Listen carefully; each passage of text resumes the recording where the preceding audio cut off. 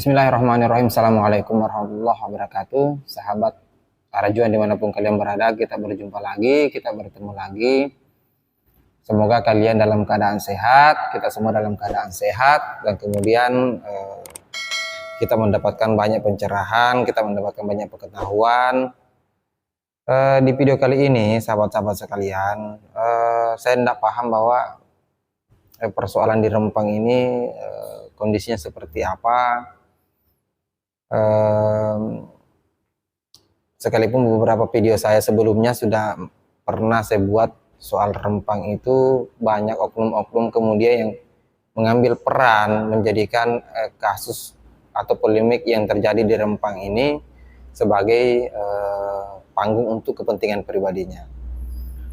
Beberapa waktu yang lalu PA 212 kemudian melakukan aksi bela Rempang, dan cenderung dari aksi itu arahnya lebih ke provokatif. Nah, itu sudah saya buatkan videonya sebelumnya. Kemudian beberapa waktu yang lalu juga ex-HTI ikut terlibat kemudian membela saudara-saudara kita yang ada di Rempang sana. Nah, setelah saya scroll mencari dan mempelajari soal kondisi yang ada di Rempang, saya menemukan satu video yang menurut saya agak sedikit menyentuh penyampaian dari pemuda yang ada di Rempang ini. Dia menyampaikan soal kondisinya di sana, kemudian kekhawatiran mereka ketika misalnya investor hadir di Rempang itu. Banyak hal yang dikhawatirkan, baik soal mata pencahariannya, yang notabene misalnya nelayan dan lain sebagainya. Dan kemudian ajakan yang dia sampaikan ke orang-orang Melayu, kenapa organisasi-organisasi lain, kelompok-kelompok Melayu yang lain tidak melibatkan diri dan membela saudara-saudara kita yang ada di Rempang. Nah, tentu kita prihatin lah, kita kasihan dengan saudara-saudara kita di sana. Di beberapa waktu yang lalu saya sudah sempat membuat video mengomentari soal kondisi di Rempang. Saya bukan orang yang pro dengan pemerintah soal Rempang ini. Saya tetap mengatakan bahwa ketika misalnya kepentingan investor harus masuk di Rempang dengan diperhadapkan dengan kepentingan masyarakat Rempang sendiri yang ada di sana, yang tidak siap dengan kondisi seperti itu, rasa-rasanya tidak tepat ketika misalnya pemerintah membiarkan hal seperti ini berlarut. Apalagi beberapa waktu yang lalu kita sudah melihat sendiri bagaimana kondisi aparat pengamanan di sana yang hadir itu bukan untuk menyelesaikan persoalan warga, masyarakat. Itu jangan diperhadap-hadapkan dengan pasukan, karena mereka berada pada posisi membela haknya mereka, membela tanah leluhurnya mereka, dan mereka bukan musuh negara gitu. Nah, cuma komentar ini adalah pandangan pribadi ya, saya tidak berusaha untuk memprovokasi sahabat-sahabat sekalian soal kondisi yang ada di Rempang. Lagi-lagi ini adalah pandangan pribadi. Saya ingin mengatakan bahwa saya bukan orang yang pro dengan kebijakan pemerintah soal Rempang ya. Hal-hal yang lain mungkin saya sepakat dengan pemerintah, tapi persoalan Rempang mungkin saya harus mengatakan bahwa ada model atau gaya komunikasi yang tidak tepat dilakukan di Rempang itu oleh pemerintah. Baik, saya akan memutarkan cuplikan video bagaimana pemuda Rempang kemudian bersuara. Rasa-rasanya mungkin video ini bukan video yang baru, ini video lama, cuma baru saya sempat untuk mengomentari video ini. Oke, kita dengarkan bersama-sama dulu ya.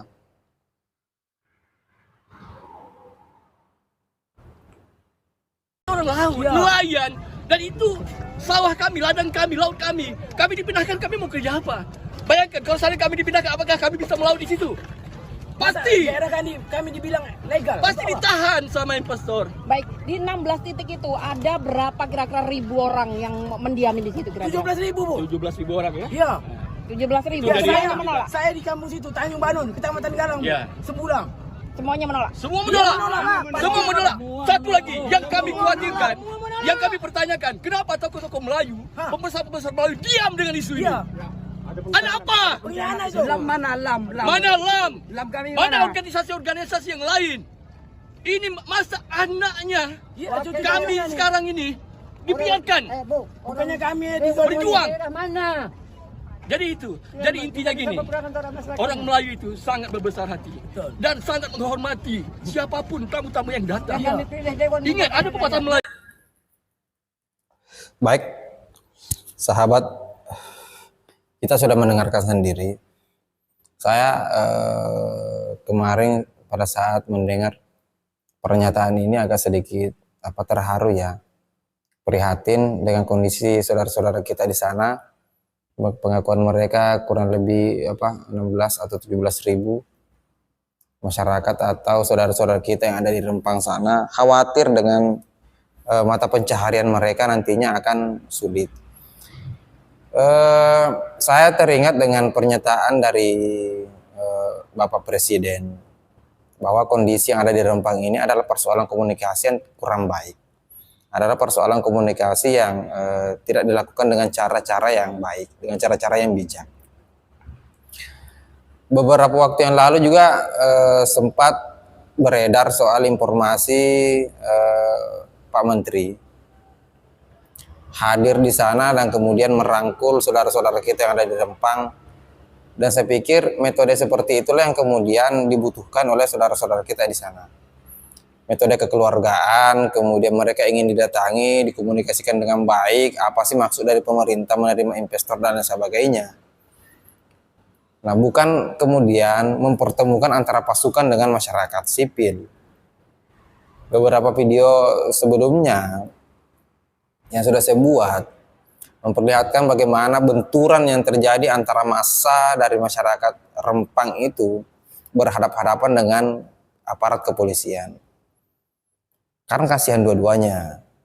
Aparat kepolisian juga kewalahan karena mereka berhadapan dengan warga, berhadapan dengan masyarakat. Jadi kasihan dua-duanya. Termasuk misalnya pernyataan dari video barusan yang sudah kita dengarkan sama-sama. Mereka justru meminta pembelaan, bantuan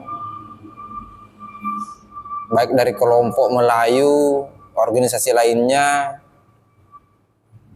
apalagi dengan pemerintah, supaya persoalan yang ada di Rempang ini tidak perlu berlarut-larut, tidak perlu lama, dan kemudian terselesaikan dengan cepat. Tentu dengan gaya komunikasi yang harus diperbaiki juga, gaya komunikasi yang harus memang turun langsung ke hadapan mereka, menjelaskan soal kondisi yang sebenarnya. Apa sih maksud dari investor itu diterima. Itu.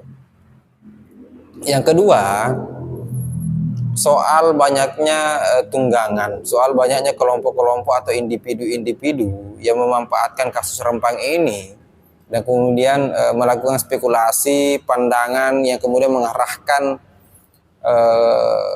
kebencian, provokasi, adalah kemudian mengatakan bahwa ini adalah instrumen pemerintah, kemudian memberikan izin yang spesial kepada Cina dan lain sebagainya. Saya pikir jangan itu yang menjadi bahan diskusi kita. Jangan itu yang kemudian menjadi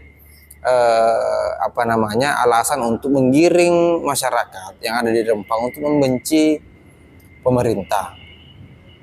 Saya pikir bukan itu yang tepat. Saya lagi-lagi ingin mengatakan bahwa saya bukan orang yang pro dengan pemerintah. Hanya saja kita tetap berharap persoalan yang ada di Rempang, pemerintah mampu turun kemudian menyelesaikan persoalan itu dengan gaya komunikasi yang lebih baik lagi.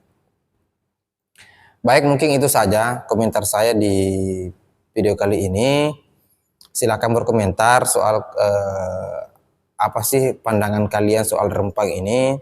Bagaimana pandangan kalian soal gaya komunikasi yang seharusnya dilakukan oleh pemerintah terhadap saudara-saudara kita yang ada di Rempang, dan bagaimana komentar kalian terkait banyaknya kelompok-kelompok atau individu-individu yang menunggangi kasus yang ada di Rempang. Oke ya, Saya pikir itu, kita bertemu di video selanjutnya. Akhir kata, wallahul muwaffiq ila aqwamit thoriq. Assalamualaikum warahmatullahi wabarakatuh.